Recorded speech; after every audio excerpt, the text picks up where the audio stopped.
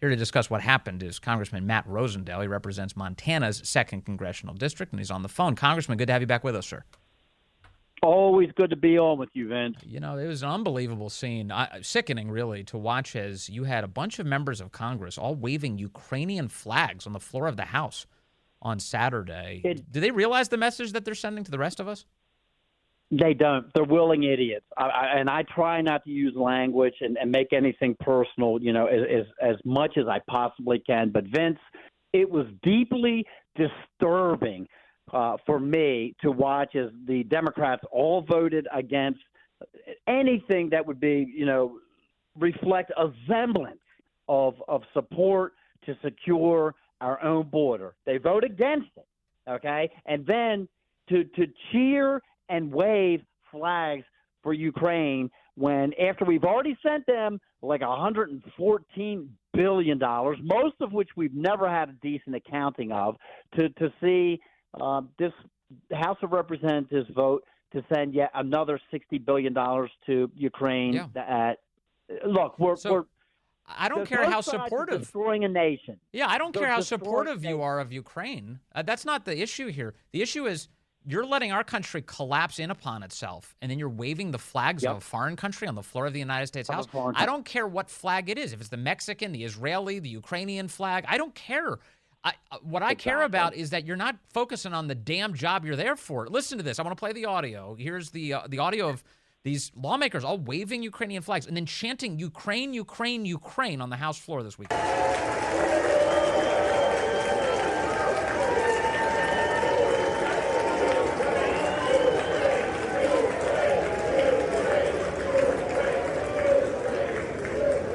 Congressman Matt Rosendale, when was the last time a USA chant broke out on the floor of the House? It's been quite some time. The last time I heard chanting like that was when Joe Biden said that he was going to overturn Roe versus Wade so that or the Dodds v. Jackson decision in Mississippi so that they could have abortion on demand again. That's the only other time that I've heard cheering like that on the House floor. And both times I found it very disturbing. When both incidents involve a lot of people dying, don't they, Congressman? Yeah, they do. Yeah, they do. Look, it is it's really difficult to go in there and you know you are so outnumbered and try to do just the right thing, the things that we were sent there to do, the things that virtually every Republican has campaigned on doing, and that is putting our nation's interests first, reducing the size and scope of government, reducing the amount that we spend. And yet every day we see the debt pile up. We see the dollars that we are borrowing from other nations, including China, going to other countries instead of doing what's right for our own country. And it's difficult. Congressman Jerry Connolly is a Democrat from Virginia. Most people are aware of that. Here's what he had to say over the weekend, ahead of this vote. Some say, well, we have to deal with our border first. The Ukrainian-Russian border is our border. It's the border between depraved autocracy and freedom-loving people seeking our democratic way of life. All right, so Jerry Connolly, Matt Rosendale, says, actually, Ukraine's border is our border, so you should be really thrilled with this. Yeah. No, he is so wrong. He is so confused. Here's the intel community comes out, and they try to use the fear-mongering tactics that we've seen time and time again. My gosh, if you don't vote for this support, then you're supporting Putin. You're a Russian, Putin-loving, wrong-headed individuals. Meanwhile, they fail to recognize the fact that Russia is all but completely reconstituted defeated there. Yeah, they're using old weapons. They are going against a country that virtually has no military. If it wasn't for us providing everything, they wouldn't even have a military. And yet they're trying to scare us into thinking that Russia's going to go from Ukraine and march throughout Western Europe and all the NATO countries and challenge them all. It's absolutely ridiculous. So wait a second. Meanwhile, let we're me destroying infrastructure. We're destroying ports. We're destroying great fertile farm ground. We're destroying a generation of people, and we're displacing the ones that we're not killing.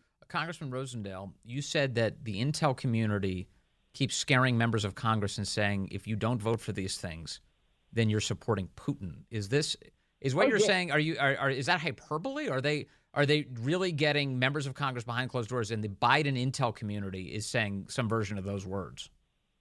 What they are saying is, if you do not support the additional aid to Ukraine, basically what you are doing is giving a free pass for Putin to take over the entire nation and to continue his march west through the NATO countries. And so that message apparently was very convincing to Speaker Mike Johnson, because he abandoned the pledge that he made in the first place, which is he's going to secure our border first. And now he said it's totally fine to fund Ukraine to the tune of another $60 billion, which, by the way, I should remind people, the money we've given Ukraine is more than we've given entirely to Israel for the entire duration of our relationship with Israel. Right. Here's the deal. I made it very clear, and several of my colleagues have made it exceedingly clear, that we recognize the invasion that is taking place on our southern border as being such a national security risk that we are willing to do whatever is necessary to make sure that we seal it up. And when people say, what? I would say, including shutting down the federal government. And they go, oh, my gosh, well, you just can't do that. And then my answer to them is, then you don't understand how much of a national security risk allowing 10 million people that have had encounters, several million other people that have not had encounters, many of which we know are Chinese nationals and coming from countries that want to do us harm. If you don't recognize that as being a major national security risk, then you're just not looking at the problem as it exists today. I want to move, if I can, to one other issue that's big out of Congress this weekend. It wasn't this was out of the Senate, but it involved the House earlier, which is FISA spying on American citizens without a warrant. The Senate passed it over the weekend, a 2-year extension. The House had previously passed it. A 2-year extension on spying on American citizens without a warrant by way of FISA Section 702. Over the weekend, you had a Democrat and a Republican senator both on Fox News Sunday. The Republican senator, Lindsey Graham, arguing that we need to keep spying on Americans without a warrant because the enemies of America are trying to kill us all. Take a listen. Here's what I will tell you. If you give Putin Ukraine, he will not stop. This is not about containing NATO. And if you give him Ukraine, there goes Taiwan, because China's watching to see what we do. And if you shut down 702, you're making it so easy for the terrorists to talk to each other about killing us. We're at war. I think it's different to talk about shutting down 702 and instituting a warrant requirement involving Americans. We can agree on that. The warrant shuts it down, is what I'm trying to tell you. If there's information about American picked up, you have to get a warrant if you think the Americans up to no good helping the terrorists. But I want to know what they're talking about when it comes to Lindsey Graham. He's saying Americans need to know they don't deserve warrant protections. Our national security is too important. I so strongly disagree with the way that the FISA legislation was reauthorized and extended. The best that we could do was to contain it from 5 years down to 2 years in hopes that President Trump goes back in and it can actually be reauthorized under his administration. And at that point, hopefully, based upon the fact that it was used against him, we will have the ability to rein it into where it needs to be. There should never be an American citizen that has surveillance conducted upon them, spying conducted upon them by American authorities without a search warrant being authorized and remitted. I have been fighting against this before I came to Congress. It is bad. There's language that's contained within the National Defense Authorization Act, the NDAA, that allows the United States military to scoop people up and to haul them off to Guantanamo Bay and to keep them there without charges, without representation for unlimited amount of time because you are suspected of being a terrorist. And the 702 and the FISA is a Foreign Intelligence Surveillance Act. And if you want to conduct surveillance on foreign entities, individuals, that is one thing. But any time that you want to conduct surveillance or start spying on an American citizen like that, you better have a warrant. And I do not like that it has to go through a secret court. I think that this This is all very, very bad. And not only are we protected supposedly in the Bill of Rights and the Constitution of that, Yes.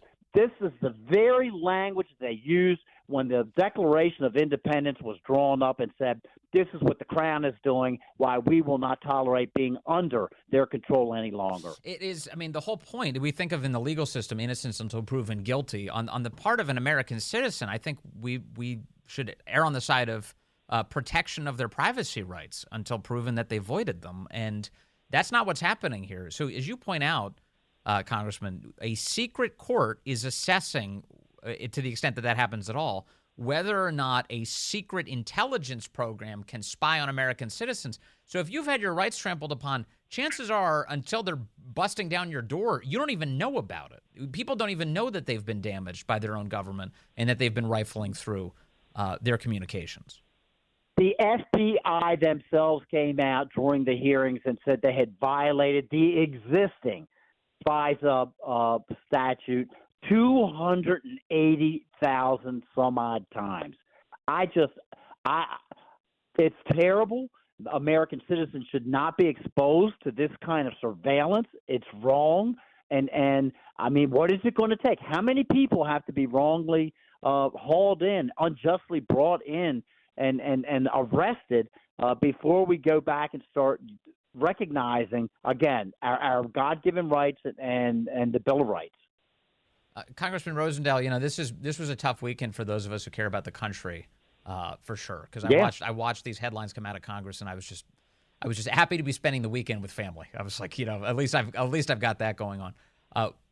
How do you assess it? How do you assess kind of the general feeling, certainly about the chances of us succeeding in an environment where we have people who don't seem to be on our side? It depends on what you define as success. What I can tell folks, and I do tell folks here in Montana, when the federal government, state government, or the local government starts passing a different statute, or worse yet, they do it by rule, they do it by resolution, don't consent. Don't consent. And that's what I tell your viewers. Don't consent. We have God-given rights. And until we start standing up and saying we are not going to allow our God-given rights to be violated by any entity, believe me, they will continue to take them away. We are heading right now, President Biden, for trying to enter into an agreement with the World Health Organization. And I'm telling you right now, Vince, if he gets into that, it is treaty language, but he wants to enter into it unilaterally without bringing it to the Senate for consent and ratification, and it would turn over the manufacturing and production of our health care and possibly medical supplies over to the World Health Organization in the case of their declared pandemic. It would turn over the obligation for us to financially be sending additional support to different countries. It would give them the ability to evaluate our Second Amendment rights, our gun laws, to make a determination whether that was putting American citizens at some kind of a health risk because we were able to possess firearms. I mean, these are the kinds of things that everybody, they better start calling up and contacting their representatives and saying, we're not going to tolerate this. Congressman Rosendale, thank you as always for your time, sir. I appreciate you being on with us today, and thank you for your assessment of all of it. Really appreciate that, sir.